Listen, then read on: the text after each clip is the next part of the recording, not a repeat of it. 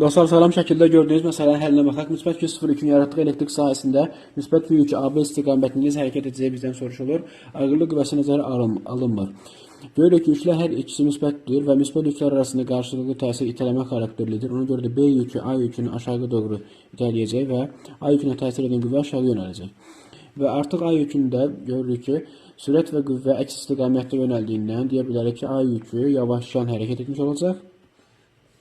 Və yüklər arasında, yüklər bir-birinə doğru hərəkət etdikcə aralarındakı məsafə azaldığını görürük və yüklərə təsir edən qüvvə yalnız Kulon qüvvəsi olduğundan əvəzedici qüvvəni biz Kulon qüvvəsinə bərabər edəcəyik. Q1 Q2 bölünmüş R kvadratı. Və artıq görürük ki, məsafə azaldığından aralarındakı məsafə azalır və məsafə azaldığına görə cismin hərəkət təcili, yüklərin hərəkət təcili artmış olacaq.